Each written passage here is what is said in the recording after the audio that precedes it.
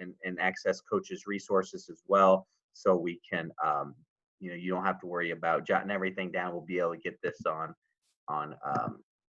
film as well. So appreciate Coach being here, and we'll get started here. With us today is Coach Scott Radeker, head boys basketball coach at Northridge High School in Middlebury, Indiana. Coach is entering his third season with the Raiders and has amassed an impressive 40-14 record, including 2 sectional titles. Coach is entering his 20th season overall, having won 4 sectional titles at his previous stop at North Montgomery. Coach is going to talk today about his spread motion. Coach, thanks for being here. I appreciate it. It's really an honor to be a part of this. You guys are doing a great job with the website, and as a basketball junkie myself, it gives me another outlet to go to and check in on every night when the family goes to bed. So it's it's a great thing. The articles to read, the videos to watch. It's just been a great thing for me. As I 51 years old, I want to continue to learn till my last day of coaching. So I'm always looking for new things to steal. So it's a great site. But I'm going to go ahead and throw up my PowerPoint here.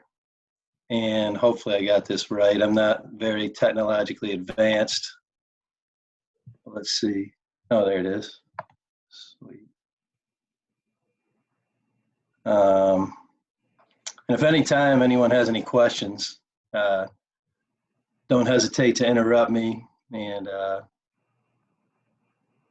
I can stop anytime, clarify stuff. All right, let's see. All right, so I just wanted to start out with a little background on me. I actually started coaching my junior year in college back in New York. I grew up in New York. And then, really it was after seeing the movie Hoosiers, had a goal of moving out to Indiana and coaching basketball in the state of Indiana. I always wanted to coach, but I wanted to, go to a state where, they were as passionate about it, or probably more than me. And so when I graduated, I picked up and moved to Indiana. Didn't have a job yet, just picked up and moved. And I was working a camp circuit at the time, and ran into Pete Smith in North Carolina basketball camp, and he had gotten my name from somebody else and somehow remembered me. Those of you that know Pete, he's a real people person, great with names, knows everybody, and told me he had a JV coaching opening, and we ended up getting an interview basically that week at camp, and ended up getting a job and started my coaching career at Noblesville as an assistant. Pete promptly left after 1 year of getting me there. And then I was in pretty good hands, though, when Dave McCullough came in, and I had the privilege of working with him for 7 years. So after my first 3 years, I moved to varsity assistant, 8 years there. And this is my head coaching background. I was at North Montgomery for 9 years, Lafayette Jeff for 8. And the incident at Jeff is a whole other presentation. But then I'm here at Northridge now, where it's been great. Just finished my 30th year in the business. Just blessed to be able to coach, and blessed to have, great mentors that have led me along the way, and coaches here that I've talked to and stole stuff from, and assistant coaches. Obviously, you can't do it without great assistant coaches. It's been amazing, the guys I've been able to work with as a head coach, and what they've taught me. So, hopefully, as I get into this today, hopefully there's something you can take from it. If you can learn one thing and add it to your program, that's great. Just wanted to start out with talking about, how spread came to me. I've always been a motion coach, and I still run it today. We still run a lot of motion, but right now I'm in the process of really simplifying it, trying to get it down to just a few simple things that we can do and do well, and still run that in addition to spread. When I got the job here at Northridge, I brought up one of my ex-assistants at North Montgomery, John Sparks. He was a head coach at South. He went on to be a head coach at Southmont, and he had a rough ending there as a head coach. So I called him up and said, "Hey, we got an English opening. Love to have you up here, with me." And we had talked about spread a little bit before, and I knew he had been running it. And, once he accepted the job, we talked about it some more, and then I started, really studying it. And I guess, at times in my career, I think we all get this way. We get a little stubborn with, hey, I've run this for years. It's kind of like the movie Hoosiers, zones all this worked last year, and it's in the past, it's all it's going to work this year. Well, I think we got to be open to change a little bit. And when I started studying the offense and watching film on it, I noticed there was a lot of things we could do to tweak it. There was a lot of things we could do to ingrain our motion principles would play perfectly into it. And, I was really excited about, what it could do for our program. It was made famous by Brad Underwood while he was at Stephen F. Austin. They made, some nice runs in the NCAA tournament. There's some great footage on spread. In fact, I probably should have shown that footage instead of our team footage, but I still think it'll be good for you. We've done some things that, we've made it our own a little bit, but most of the stuff we do is, stolen, right from him and Dana Altman, from running that offense. So why did I choose to go to it? I really believe it provides great spacing, as you'll see here in a second. The positions in the offense are pretty much interchangeable. I'll talk about that when I get to the next slide. There's a good mix of structure and freedom for the players, which I really like. I don't like to just be robots on the floor. So it gives our players a chance to, play within structure a little more. I think it blends nicely with our 4-out. I've already mentioned that. And then the constant, ball and player movement that it can provide, really, really played well into my philosophy. So I've really enjoyed teaching it to our players and working. It's still a work in progress with us. We're trying to, do little different tweaks each year, but it's been a lot of fun coaching the system. So I'll go ahead and get started here with this first slide. So here's the alignment. Okay, we got 2 slots and 2 wings that are up high, foul line extended. Okay, and as you can see, I love this spacing here. It opens up a lot of stuff down on the baseline down here, and I'll get into more, some of the things that we look for in that simple things. It's not rocket science, okay, but some of the simple things it does. What I want to do is go through the basic continuity of it first. So I'll take you through just the basics. Then I'll show you some of the adjustments we've made over the past couple of years, and some of the, things we look for in it, quick hitters, things. Most of the things I'm showing you today are things our guys can do on their own in the flow of the offense. We don't have to call it. We could call it out of a timeout and say, hey, we want to look for the high post entry here and these cuts here, but they're free to run these actions anytime throughout the offense. So pass to the wing starts the offense. So whenever the ball hits a wing, the opposite slot, which would be 4 in this case, is going to be the first cutter in the offense. And we want him as much as possible to cut behind the defense here to the front of the rim and attack the rim. We don't, if we're going to throw the pass, hopefully you all can see my mouse, we want to throw it right here. If the passer reads that they're not helping, they're not playing off our second cutter and clogging up the lane, right when we get here, if this defender is not seeing the ball or going this side of the screen here, we want to throw it right at the screen and lead him to the basket. We don't want to throw it while he's clearing out and cutting away. This was a struggle early on. He'd be a little open here, but he'd be going away from the basket. And, I just don't think we were able to get easy scoring opportunities that way. So that's the first cutter, okay? Straight to the rim on the fly, and then we're going to be emptying out, as you'll see here in the second screen. Okay. 5, then steps to the elbow, and he's setting a screen for the second cutter. Now, I'll show you some of the ways that are things that teams did to take away the second cutter, which we really rarely would get this cut off, just cutting and throwing it to him. We may get him on a post up, okay, which I'll show you here in a second. But, there's some other things that we would look for with our second cutter also. So we want him to cut under the screen also, unless he makes a read other. Right now we're toying with giving him the option of cutting over and cutting to the elbow.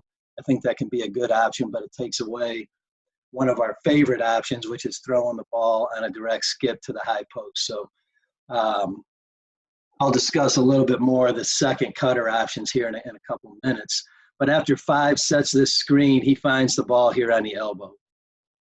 Now, I saw a couple of our opponents on here, and I think that there were times where, our 5 he'd step out here. And that really jacks up our spacing a little, but there were times where he'd actually step here, we'd skip it, and he'd hit a 3. So, if you can, that is an option to do, but I do think it messes up our spacing as we get into the flow of the offense a little bit here. And I think you'll see that as we go. So, all right, so that's the first and second cutter there, okay, and that gets the offense going. Next, ball reversal, okay, ball comes back to the 1, okay, and once it gets to the 1, and again, I'm going to show you some other, this is just the basic flow and continuity of the offense. Ball comes back to the 1, we're looking to dribble hard off this ball screen here. 5 in this situation, for spacing purposes, has to roll hard to the rim. We don't let him pick and pop in this scenario, okay? He has to get to the rim and look to seal and post. Now, when this happens, all these guys are on a string right now. So 1's dribbling, 2's filling a spot up here. All right, 4's lifting and filling the other slot. 3's popping out to foul line extended. And they really have to be aggressive in their fill cuts. Sometimes our guys didn't get up high enough, and our spacing would be a little messed up, and we'd be a little too low at times, as you'll see in some of the clips I'm going to show you. But they got to be aggressive in filling spots so we can get quicker ball reversal on the next time around. So 5's got to get to the rim, okay? Next, if 1 doesn't have anything, he's going to use a backup dribble, all right? He's going to bounce off, dribble back to the arc. Now, as he's bouncing off, one of our looks is in the post. Our 5 should be sealing hard, okay?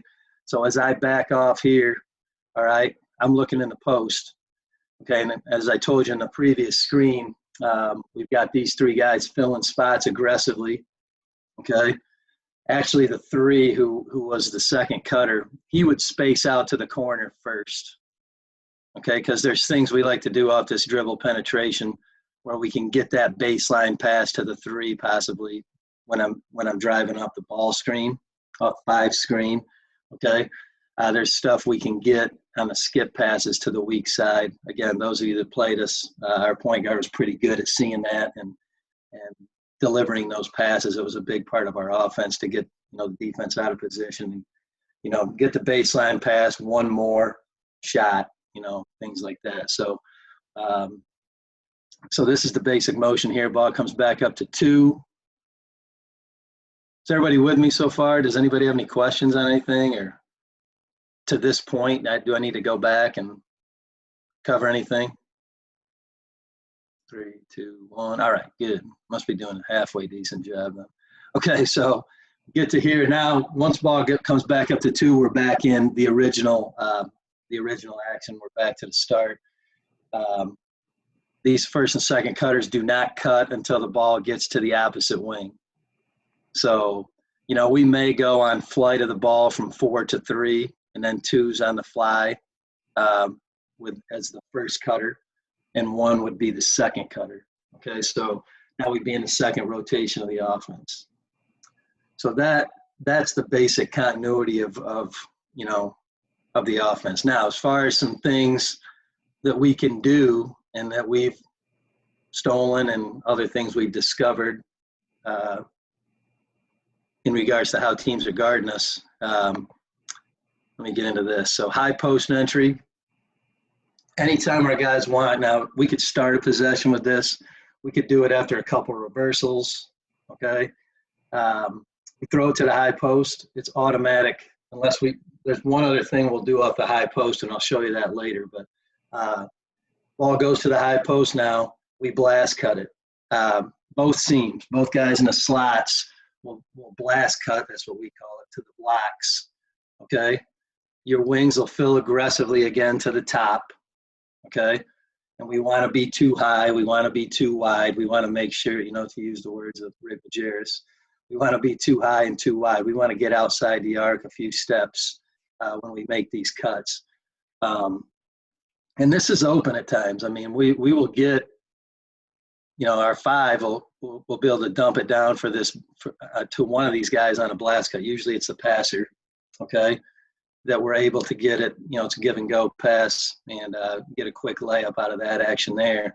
If nothing else, it's another way to get into the offense rather than just coming down and entering the ball to the wing, okay, and going into the basic flow. So this really gets the defense moving from the start and, again, gives us an option to get a layup here, all right? If we don't have anything, 5 can kick it out to anybody, and we're looking to get back in the flow of the offense. Obviously, if he kicks it out to the wing here, which would now be the 3 who's popping out to the wing, then the 2 would be the first cutter, the 1 would be the second cutter, and we're right into the flow of the offense out of that high post entry. So next thing, we want to try to pass to the high post as much as possible instead of just reversing it to the top and dribbling off the ball screen. We think this puts a lot of pressure on the defense. In this situation here, you've got X5 is, he's playing in help position. He's a little bit off the 5. Probably was helping take away our second cut and first cutter. Probably was helping in the lane there a little bit.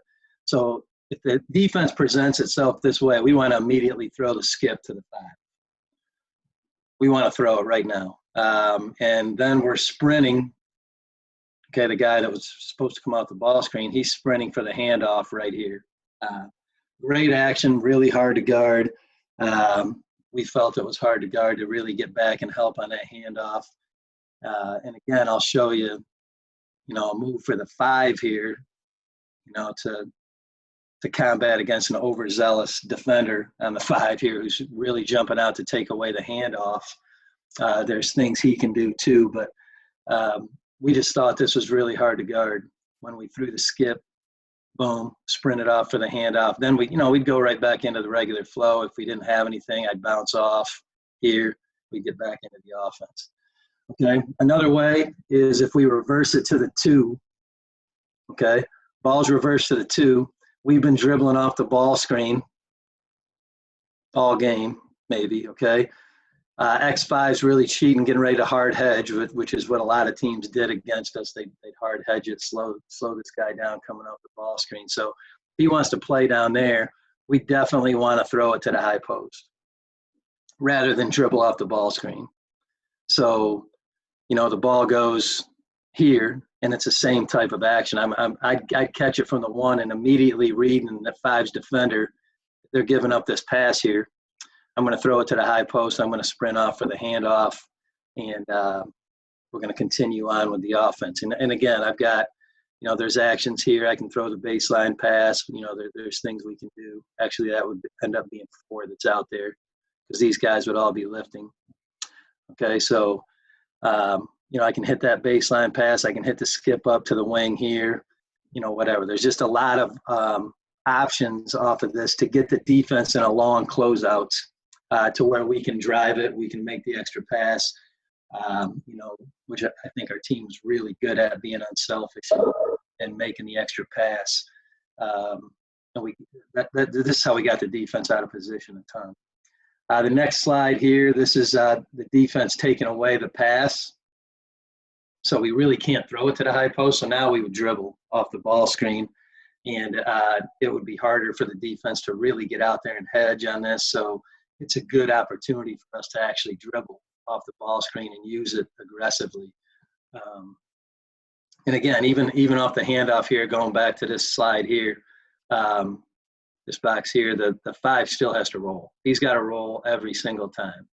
We want him to put pressure on the rim and post hard. All right. So that's the skip. We're looking to pass to the high post as much as possible. If the reversal's denied, this is an action that we put in. We call it push flare. And again, this is just something that the guys do on their own. If we see it in a timeout that they're really trying to take away the reversal, we'll tell them, hey, you guys got to start looking for the push flare. So the second 1 starts to dribble at 2. 2's coming off 5's flare screen here. So 1's pushing 2 at 5. If 2 goes over the top, this is just basic screen reads here. We're going to curl it, okay? Go to the rim, and in this case, he would empty out opposites where the ball's going, because then the next thing that we're doing is 1's going to dribble off the ball screen right into the flow of the offense. So you see in the second box here, 2's coming off, and he's immediately emptying out, and 1's dribbling hard off the ball screen right behind him, okay? And we're looking to attack the basket off of that there. And again, if he doesn't have anything, we're bouncing off. We're getting back into the flow of spread. Same thing here. Reversal's denied. Defender goes under the screen on the flare. Okay. We're going to pop. We're going to hit the wing. Everybody's lifting and filling. Okay. This is a great time for a baseline drive here, a rip and drive off this flare screen if he doesn't have an initial shot. If it's a couple of our guys, they're probably jacking it right here, more than likely. Okay, but yeah, they started to do a much better job of reading the closeouts, getting the defense in a long closeout, and driving it baseline here. Because these 2 guys, 4 and 3, aren't down there by this time. So by the time he receives this pass, they're lifting and filling spots already. So you got the whole baseline open here for a baseline drive. And again, here's a second screen. If he doesn't get anything there, we're in position now to go back into spread. And again, the ball could come back up to the 1. He could throw it to the high post, and immediately, we're running different options. We're doing different things rather than just the basic motion of the offense. Another one of our favorite options is called a bump option. And this is where we hit the wing, okay? First cutter is gone. 2 was the first cutter. He's already gone through, okay? 1 is the second cutter. He calls bump, and the 5 dives into the post hard. So now we got a new high post man. Now this is where I think the offense can really get interchangeable, because now basically your 5 is down in your second cutter spot. Now, we did, I don't have this on here, but we did stuff. Our big man wasn't great on the perimeter.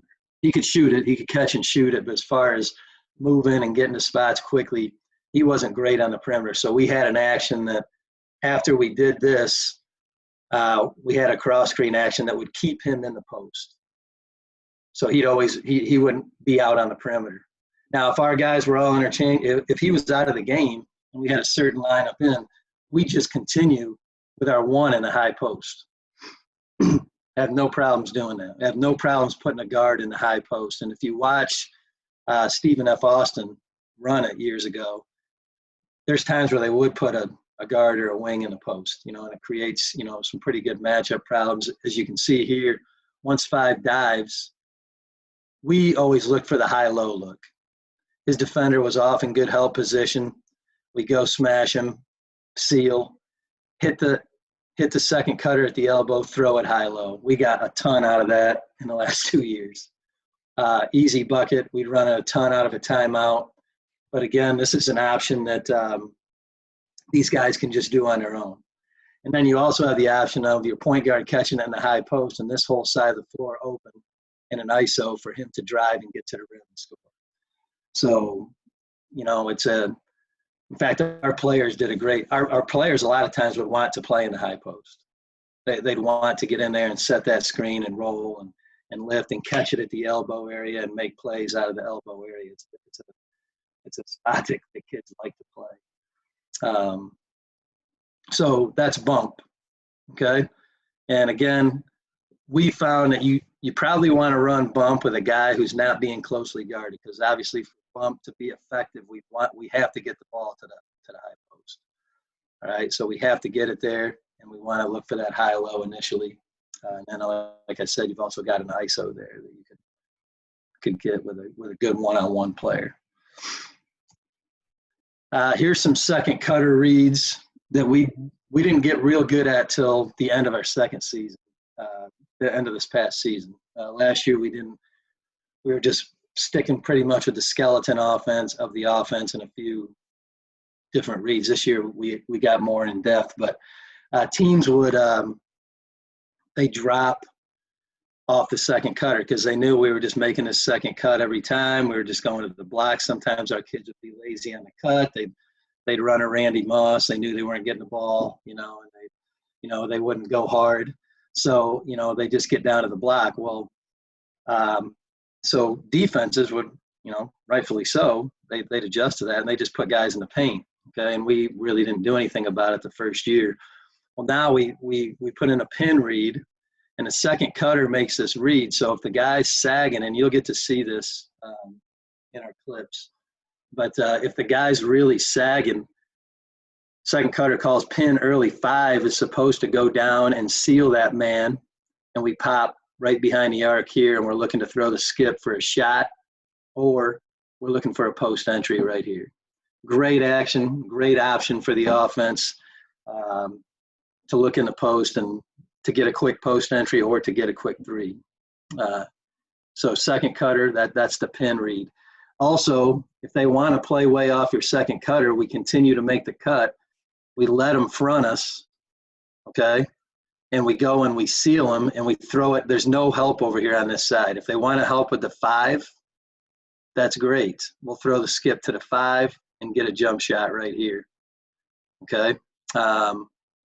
If they don't help with the 5, we'll throw it over the top, release, go shoot a layup. So hopefully you can see that. I'm making the second cut. I let them front me. We throw it over the top. We could also throw it to the 5. They close out. We go high-low to our guard. We could do that. We didn't get that a lot, but that's something we need to do a better job of looking for when we run spread. And then the third option over there for the second cutter, that's the cut to the elbow. That's something we're going to play with more this year. We had that as a call last year, but we had it as an option for them to do, but we found they were doing it way too much. So we took it out, and we just made that a call where we could cut to the elbow. And it was open quite a bit to get a little elbow jumper there off the second cutter, getting an elbow jumper to the high post. So those are some of the second cutter reads that we had. Here's some other looks, just some things to look for within the offense. You've got, just a baseline drive. On a quick reversal, we talk to, and we drill this a lot, in our fundamental drills. The catch on the wing, rip, and drive. The baseline's empty. We're going back into the second rotation of the offense. 5's getting to the high post. All right, this is a great time for driving activity here. Anytime the ball's reversed quickly, which in our case, we want it reversed quickly as much as possible. I think we all do in our offense. Here's another one. I hit on this a little bit earlier. When the ball goes to the high post and we go for the handoff, and they really want to cheat on this handoff here because they think it's going to be a handoff, 5 can turn, face, rip, and drive the opposite direction and get to the rim down the middle of the lane right there. We drill that, and when we'll split, posts and guards quite a bit. Actually, our post coach would have 2 or 3 guys down with him, and our guards would have about 14 at their end. So when we split up, but so this is another option. That's another thing we tell our post man, whoever that is, to look for. This screen here is just a pass we like to throw. We like to bypass the reversal from slot to slot sometimes. 1, to make the reversal a little quicker, and 2, we feel it's really hard to guard this when it's a quick skip to the wing, and then after I make the skip, I'm the first cutter immediately, and I'm skipping it and going right to the rim. And that's extremely hard to guard, I think, when you're moving the ball quickly. So that's another thing we try to emphasize within our offense, throwing that skip on reverse. So I just wanted to share those, those three things. There's other things we do, obviously, but those are some of the looks that we try to have our guys look for as we in the flow of the offense. Let's see, what do I got next here? Oh, I did have a couple other ones. So the ball goes to the high post. I talked to you earlier about the blast cut, okay, and getting to the blocks and spacing out here. And this will be a call. We may go into a game and say, hey, when we hit the high post tonight, we're gonna go flare option. And ball goes to the high post. We're flaring both sides. The 2 and the 4 will pop, unless it's a big time cheat on the flare, and you can get this slip to the rim here by either one of these guys. That's great. If not, though, we're getting out of there and filling the slots. The 2 and 4 would fill the slot, and if 5 kicks it to 1 or 3, again, we got that baseline drive opportunity. If we don't have a 3-point shot, our guys were partial to the 3, but if we didn't have the 3-point shot, we're looking drive there on the baseline. So that's another thing we can do off the high post entry. Another little thing we like to do, wings denied. We'll push our guard through, our wing through, okay? If when we do this, our first and second cutter, they're still going, okay? First cutter's going, he's getting out to the corner. Second cutter's going to the block, okay? And the next thing that happens is the second box here is to pin down with 5. So I'm dribbling hard to the wing. 2's coming down. Here's the pin down with 5. 2's coming off for a possible shot. You'll see this one on film also. If he doesn't have a shot, we're looking post entry. If there's nothing, his backup dribble, I don't have this on here, but his backup, when he starts to back up with his dribble, that's the sign for 5 to come set the ball screen, and we're right back into the flow of spread. So, and I'll show you that on film here in a second. All right, so this is where I'm going to switch, Coach. I'm going to switch over to huddle, if that's all right. Because when I transferred these clips, all the comments I put on the screen went away. Yep. So I'm going to end this. I'm going to pull up huddle here. That's not it. This one's it. All right.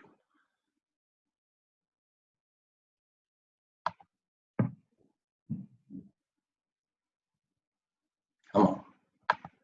There we go. All right, so is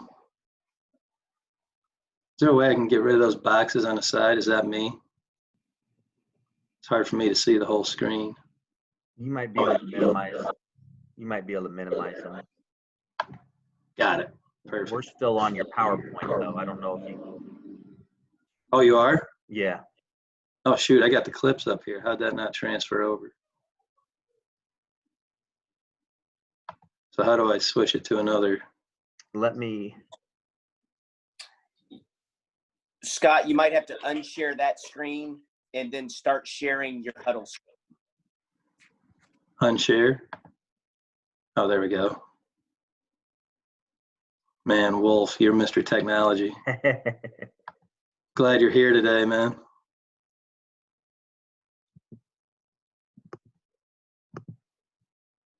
There we go. All right, let me get back to the. You guys see that now? Yep, we're good. Perfect. All right, so here's a little action we put in before sectional, just to get a little, really, I guess, false action. A little weave action here. And if you watch, we're going to get the first cutter here. All right, right there. So really probably should have thrown it a little bit earlier. The cutter's defender is going under the screen, not really seeing the ball. There's nobody down here. They're not helping hard off the second cutter. So we're going to get this shot here. Come on. There we go. Actually, it's the next clip we'll get the shot, I believe.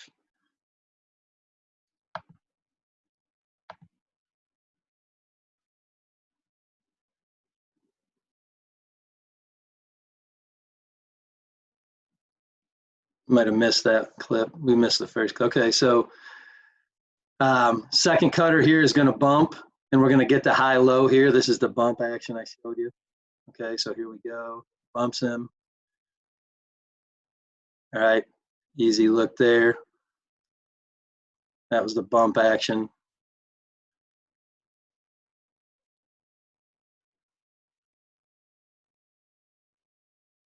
There's our first and second cutter.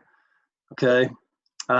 This skip pass here coming off the ball screen, okay, will cause a long closeout for us. Here we go. There's the skip. All right, we drive the closeout. There's a kick, okay. We'll get a blast cut with one of our guys here on a high post entry. So the patience here is pretty good. Boom, there it is. Again, our spacing's really good here. Guys are trying to get to the right spots, and I think that's with a little bit of structure with spread really helped us with our spacing. All right, here's a first cutter score on the flight of the ball. All right, there he goes right there.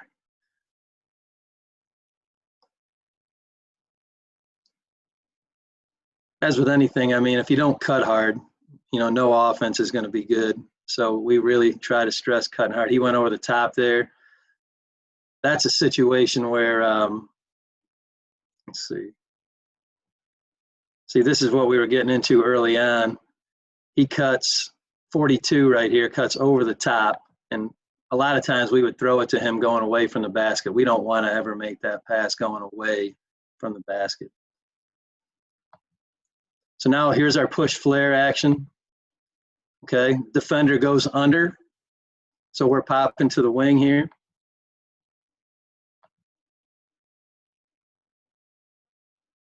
Didn't have it. Quick ball reversal back to the first cutter. Now that should have been a layup right there. That's, for some reason, our guys are afraid to watch. Here's the reversal. Watch 20 here. Right now the ball should be thrown. That's what impressed me about Stephen F. Austin. I mean, they were throwing, he was catching it on the fly and laying it in on their tape. And right here, there's nobody around the basket helping. They're not playing off of anybody really. And his defender has lost sight of the ball. And that really should be a layup.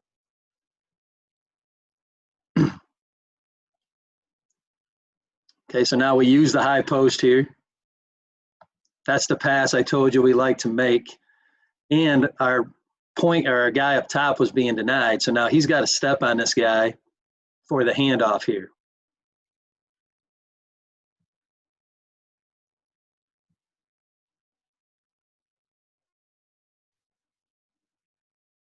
And then the baseline's open for the drive.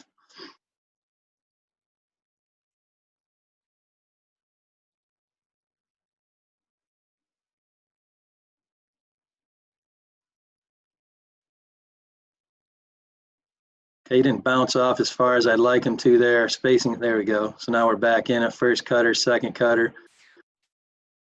Again, here's, we're going to get the skip. We're going to get the pass off the handoff here. We're going to get the baseline pass here. Missed the shot, but it was still really good action. And that was after a ball reversal.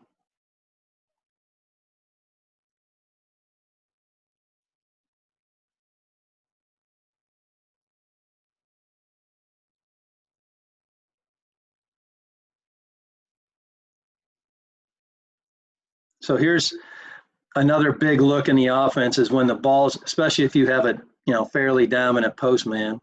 Our dominant postman is not in the game right now, but this kid played behind him and did really aggressive, did a pretty good job sealing. So on reversal, the postman has rolled, and we're looking high-low on the reversal. That's automatic look. Every time the ball's reversed, we want to look for the high-low. You'll see it a couple times on here. We get it here. He ends up traveling on this, but a little off balance. But once we bounce off and reverse it, we want to look for the high-low. See, now this here is unacceptable. This isn't the way that we want our guys to cut. I apologize for this, but See, that's just not very good. Okay. Right now, the high post is open. We could throw it to him right now. I mean, there's 3 guys in the paint here. Okay. Obviously, the reversal's open too. Okay. But we really would like to see a high post entry right there.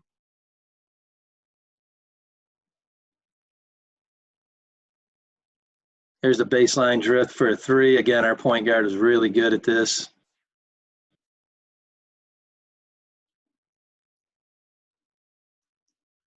And I think, like I said before, I think the structure with the spacing in the offense really helped us.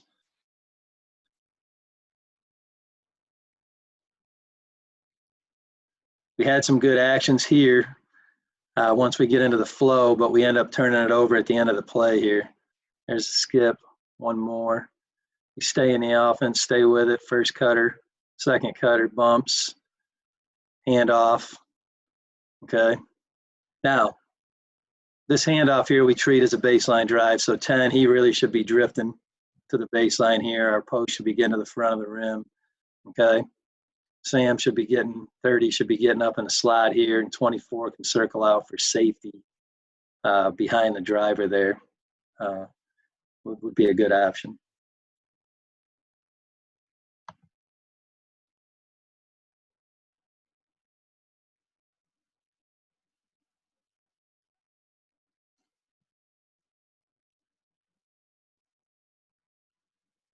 Let's see what we got here.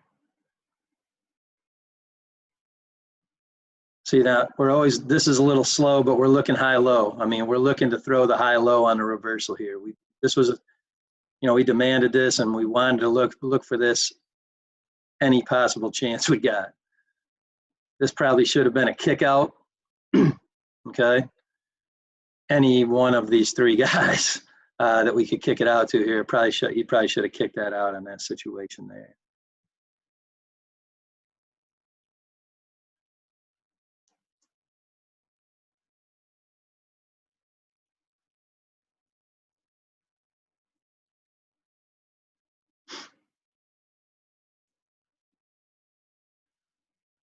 Okay, so we get pretty good ball movement on this possession here.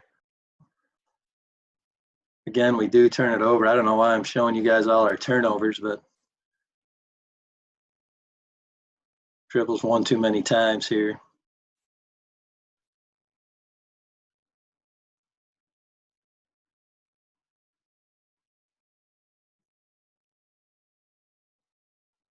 Here's, I don't know, we only had one blast cutter there.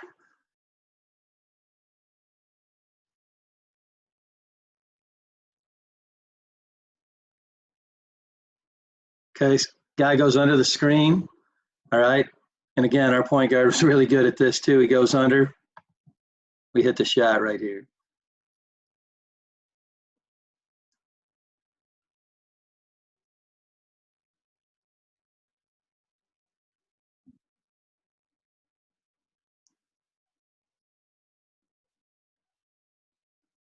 There's the bump action again.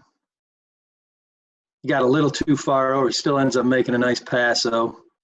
Hooks a bounce pass in there.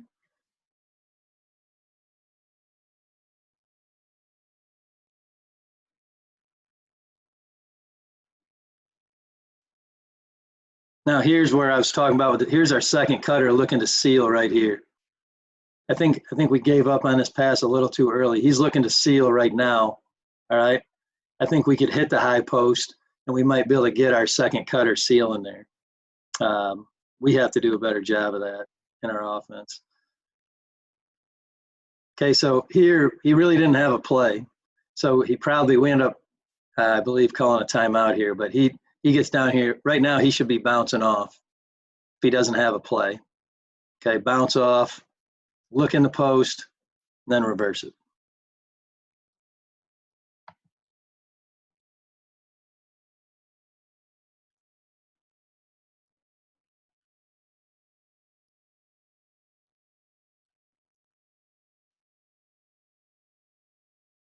Can probably end with this one here. This is a pretty good possession. It shows you a lot of things.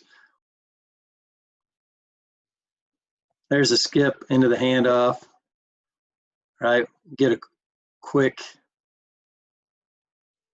Now that there, I'm thinking could have been a first cutter score also. Now that's an important option also. On the bounce off here, I hadn't shown you this yet. Let me back it up a second here. So when he bounces off here, they're denying our reversal to our shooter here. So he just back cuts and everybody lifts and fills. It's a simple adjustment here. He gets out of there.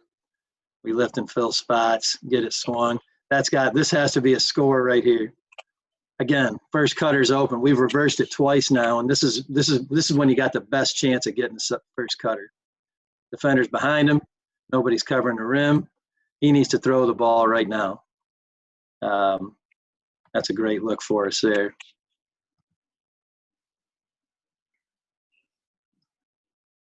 But again, they did a good job using the high post here, and then we end up getting a baseline drive at the end there. Driving a closeout.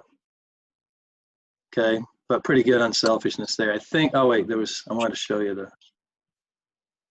am I good on time? I don't think we have much to do today, so take your time. Perfect. I'll finish these. I'll finish these up. I know Wolf's got to get to the gym, but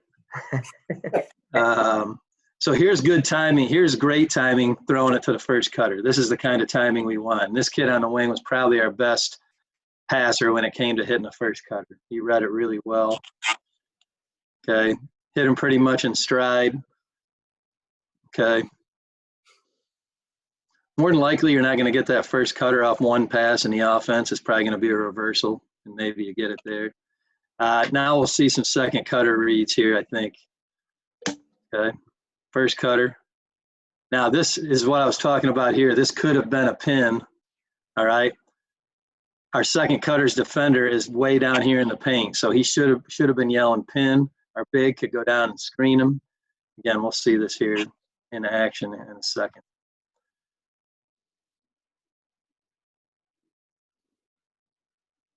And there's the high. That's a good high-low look there that we stress. On the reversal, we're looking high-low.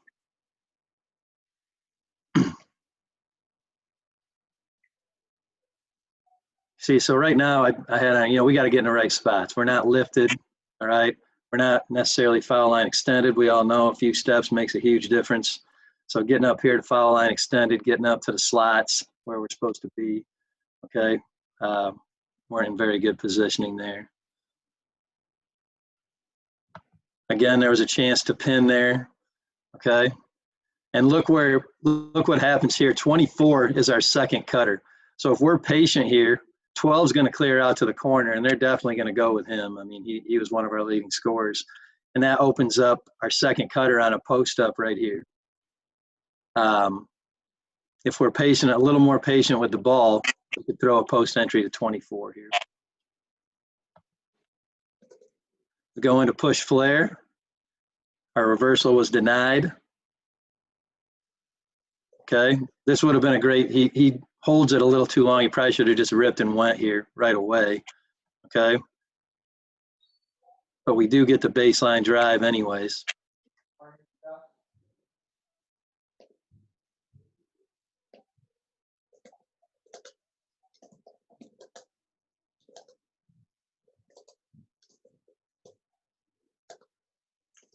Looking high-low. There's the pin, okay? So we do a good job here. The second cutter does not make his cut. He yelled pin. He's stepping back. Now this kid needs to do, our post needs to do a better job of going and screening somebody, okay? Instead of just standing at the elbow, he needs to go down and pin somebody. But we're right back into the flow of the offense here.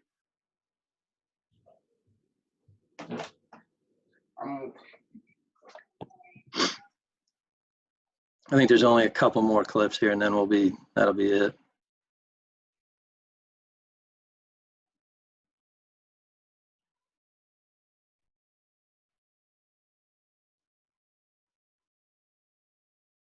Okay, so now they're bailing on the second cutter here. Okay, he's starting in the paint. There were teams that did this and rightfully so. We didn't really have these reads in, okay? So here, there's our second cutter, right here.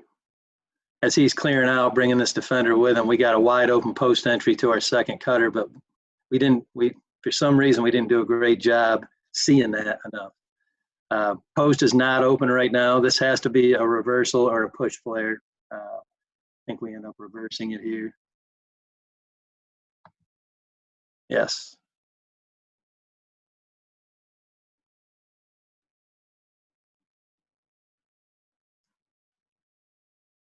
Still don't think that was a travel, but.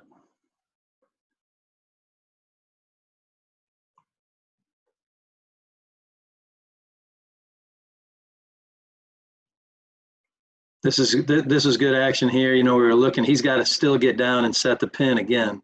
Second cutter is making the right read. He's trying to pop for the 3 here, okay? And now we get the post entry. So I mentioned earlier that I really think this played in with our 4-out principles pretty well too, because we had an offense we called combo where we'd run spread, and if our big stayed in a low post, we were just in 4-out. And then the second he came back to the high post, we flowed right back into spread. So, you know, we were able to combine our motion principles, you know, think outside the box a little bit, combine our motion principles with some of the actions in spread.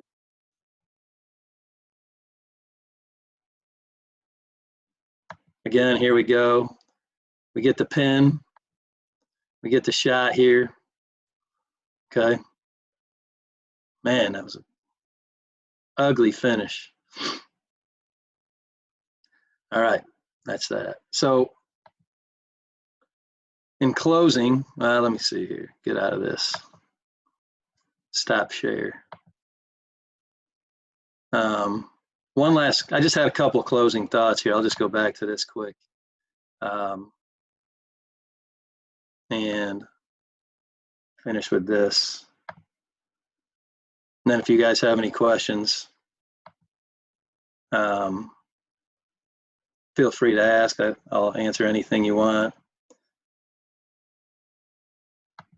So, you know, one of the things when I was thinking about changing offenses or, you know, going to something else, I was like, well, you know, we taught motion in our feeder system forever. You know, obviously at Northridge, it was only a couple of years, but, you know, how are we going to just change now? We started out teaching motion, and now we got to start teaching something different in our feeder system. Well, I think that, you know, I think in our feeder system, we got to spend the most time, and I've developed this over the years, of just worrying about the skill work. That's why we do teach motion at our lower levels. We teach how to cut, you know, the things you do a lot in a game, you got to be really good at. So, you know, the dribbling, obviously, the passing, the shooting, but all the things we do in our motion work will help us with any offense we're running at the high school level. So one thing I've shifted from a little bit is getting totally caught up in the exact offense that our feeder system is running and focusing on, are they getting the skill work necessary? Because like in spread, our actions off the post, we're going to X-cut. We're going to go screen away and dive every time. Well, they learn that in our youth pro. They learn that action. They may not be learning spread in 4th grade, but they're learning that action. You know, they learn how to basket cut. They learn how to come off screens. They learn all this stuff. I think you got to be ready to adjust when they get to high school. If you have a team that would be good in this particular type of offense, don't be afraid to stick it in the spring and run it. And your kids will have the skills necessary to run any offense because you've taught them a lot of principles coming up through your system. So that's just an area I've evolved in, and I've gotten away from that. You know, that's it. Now we do start teaching spread at the 6th grade level. We started teaching spread at the 6th grade level because that's something I think we're going to stay with, you know, for a lot of years to come. But then the second thing to think about is, you know, we're big on cultures. I'm sure you guys are too. Culture eats strategy for breakfast, one of my favorite quotes. And, you know, think about what your non-negotiables are. You know, one of ours is selflessness, you know, being humble, being unselfish, and we stress it daily with our guys.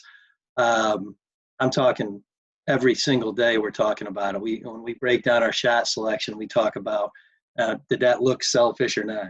Is that, not saying the kid was trying to be selfish, but what kind of shot was that? We have a bullseye system. We use it in practice. We use it in games. We're trying to get 3 consecutive scores as many times as possible in a game. We also have some for our defense too. That's a lockdown. So if we get 3 consecutive stops, we're trying to get that as many times as we can in a game. But what's it take to get a bullseye? I mean, you got to get 3 straight scores. You got to be unselfish. You got to get, it's shot selection. The basketball's got to move. You got to trust your teammates. And, our goal is to get 4 bullseyes per game. And we don't always get there, but, sometimes we miss good shots, and that's, that's different. But, I just wanted to give you those couple things to think about. It's probably stuff that's nothing, like I said, it's not rocket science, but, it's just some things that we talk about within our system. So with that, if anybody has any questions, I'd be happy to answer them. I can go back and go over stuff, but, whatever you want. Scott, I've got 2 questions. Number one, what was the tipping point for you? I mean, you won a lot of games with motion offense. McCullough is a motion genius. Mm-hmm. And there had to be a tipping point, like where you're watching this offense and you said, I think this is better for me. What was the tip? Well, I mean, part of the tipping point was, McCullough still runs a ton of motion, but he's also been open to running some other things. We still talk fairly regularly. And when we see each other at camp, we're talking about new things we're doing and stuff like that. And I just think that with the motion, I felt like, and I guess it started evolving a little bit when I was at Lafayette Jeff. We weren't quite getting the kids weren't getting it at Jeff. I mean, they maybe I made it too difficult, which is why in the practice, we had a lot of different options, a lot of different things they could do. Instead of just being really good at a few things like we're going to try to do now in our motion, spread it out a little more, a little less emphasis on screening. I found that we were teaching screening so much, it was plugging up the lane. It was, taking away our spacing. It was, making post entries harder, dribble penetration a lot harder. And when I got here, I was looking at this offense and I'm like, well, this gives us some pretty good structure.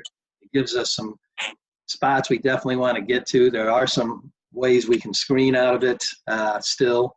And there's ways that we can still integrate our motion principles into the spread. So like I said earlier, I thought it gave us some structure, but it also allowed our kids to play.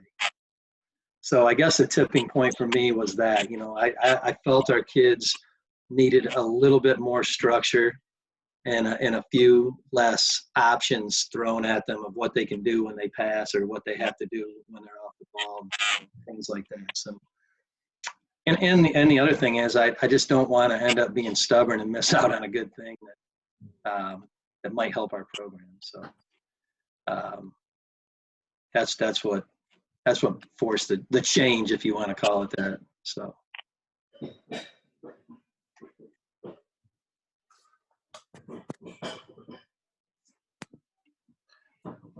I'll shoot again, Scott. I don't know how many threes you guys made a game, but it was maybe over 12. I'd be interested in that. But then the next piece of this is when you're shooting in practice, how much volume shooting do you do versus we're going to shoot inside of this spread offense?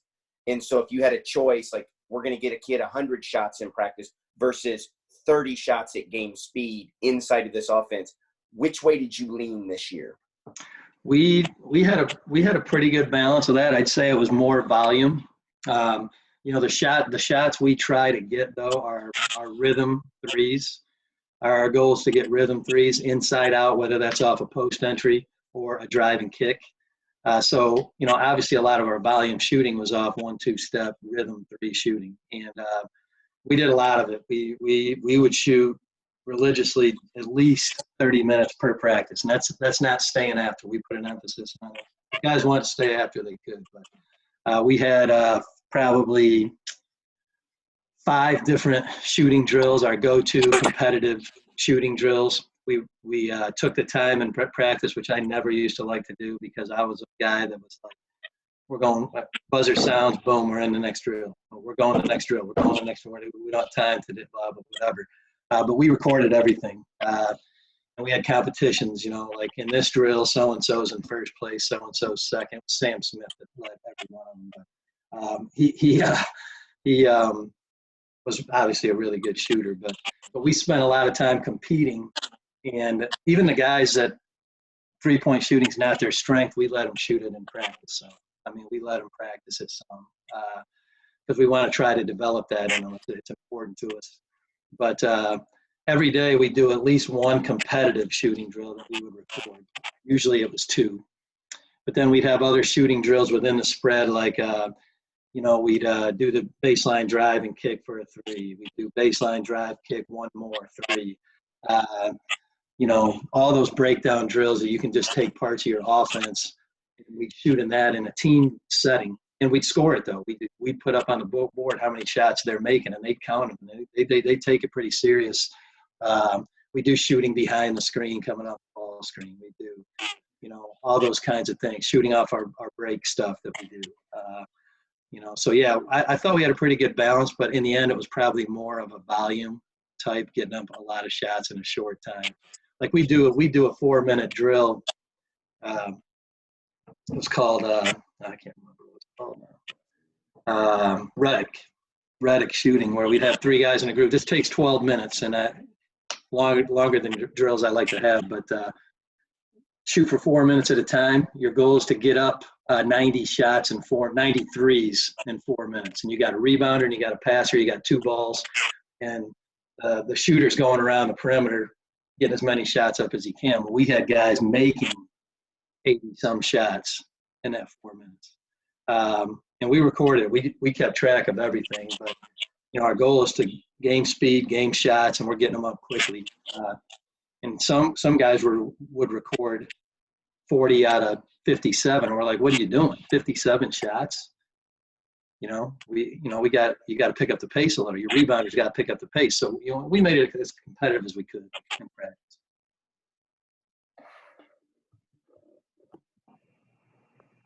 Coach, I'm just curious, kind of from a program standpoint, where do you think that you are? Are you able to continue to evolve the offense, you think, kind of from where you were this year and keep kind of growing those layers? Or once you get kids from JV and that type of thing, do you feel like there's going to be a little bit of a learning curve at the varsity level and a lot of those progressions, because it seems very read-based? Our JV, obviously our freshman JV, but they're all doing the same things. Our junior high's running spread. Okay, now obviously our junior high, we haven't taught them the second cutter reads, or we haven't taught them some of the, just the basics they're running there. But there is some reteaching we have to do with some of the JV guys that come up. But we practice together most of the time, so we're all doing the same things, and they're hearing the same terminology every single day, and they're going through the same drills. Skill-wise, yeah, some of them are going to be a little bit behind the other guys. But I think as far as knowing a system, it's a fairly, it's a pretty smooth transition from JV to varsity. Now I've only had obviously one transition year here at Northridge, but the transition was pretty good, and we were able to add some layers to it this year that we didn't have the first year. And then to jump on that, then are there more layers that you hope to continue to add then? Yeah, as I said, I'm trying to work on our motion too, and we're trying to find a seamless way to kind of put them together a little bit. There'll be times where we'll just run motion, and there'll be times where we'll just run spread. But I want them to understand that the principles that we teach them in motion, they really apply to spread too, because if we make a post entry in spread, we're X cutting. That's what we do in motion. Mm-hmm. When we drive it in our motion, we have certain spots we want our guys to get to on dribble penetration. We're doing the same thing in spread. all those principles really carry over to spread. And there's some other actions that we ran in spread that, involve a little bit more screening and a little bit more misdirection, that also we have to apply the motion principles, the reading of the screens and the things that we teach in that. So, I hope I answered your question there. I think that the overlap of the offense is really good. That's part of the reason I really liked spread. Yeah, I just think that like we can do anything that we want, but we can't do everything that we want. And so I commend you obviously for being able to continue to build it up, because a lot of the stuff that we see is really, really good. Well, we can't do it all. We got to kind of stick with something and then continue to allow it to progress. So I was just curious about where you were with that progression.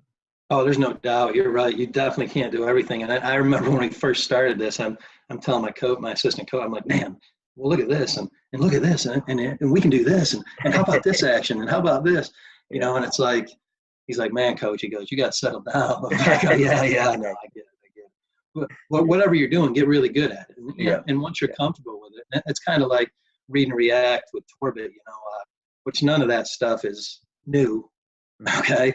I like how he sets it up and how he puts it in a nice progression. But, when he came up, he's making millions on it, and us as coaches have run those actions for years, and done that stuff for years. But, it's, you progress, like you said. I mean, the first year we didn't have the second cutter reads. We didn't have some of the stuff we emphasize now, and now we do. We started working on it in the summer and through the fall, and we're able to get it in effectively. So awesome. Any other questions here for Coach? Yeah, Coach Heath Townsend here. I just want to thank you for being on here today. It's been outstanding. I love your terminology with the bullseye. I know a lot of us coaches, we chart 3 stops in a row, but charting 3 scores in a row and trying to do that 4 times a game is phenomenal. Definitely something we can implement. Like Jeremy said, it's a read-based offense. So how much 5-on-0 do you do in practice? Early on, we do a lot of 5-on-0. I mean, we'll take 3 to 4 minute segment, and they'll do nothing but run spread for 3 to 4 minutes, and they'll sub in on the fly, and they're not stopping. They're not taking any shots. And our assistant coach is on the sideline, push flare. So the next time the ball gets to the wing, they have to run into a push flare. Then we're yelling high post entry. So now the ball comes up top, we're hitting the high post for blast cut. And it's continuous. It's a good conditioner. All right. We've used it as a warm up before. We've used it as a conditioner, but also obviously it's for, integrating the different actions within the offense without us having to tell you what to do every time. So, then we'll get to a point where we'll say, okay, you guys make the plays on your own. So they'll run through, and our point guard will hit the high post, and he'll wave a guy through, and we'll go into our side wave through. So they'll run, but it's continuous. We don't stop. We don't shoot it. We just continuously run spread for 3 to 4 minutes, and then, move on. So we'll do that once we get going. We'll break it down into 3-on-3 and do, the high post reads that I showed you. Do we want to skip it to the high post? Where's the guy guarding the high post playing right now? Do we dribble off the ball screen? Do we hit the high post? And then we'll just play live 3-on-3 off of that. So we've tried to take every segment of the offense and break it down to a drill if we want to drill it. But the best success we've had is obviously playing at 5-on-5. We give them more points for a specific action if we want to stress that action that day. I'm sure you all do something like that.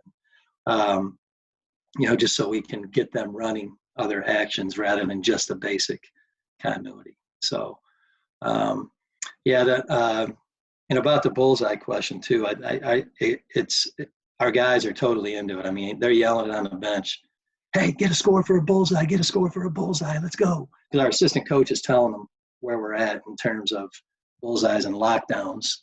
And if we get all 4 of them, if we get 6 consecutive, if we get 3 scores and 3 stops, that's an Uncle Mo momentum. So we call that Uncle Mo, and our guys, they go nuts when we get an Uncle Mo. So because that's a game changer. If you get 3 score, there was one game we got 3 Uncle Mo's in a game, and those are definitely game changers. Hey, Coach.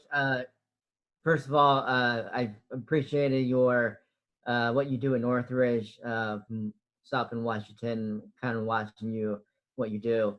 I was at the Elkhart Memorial sectional game and watched you guys play and just enjoyed that.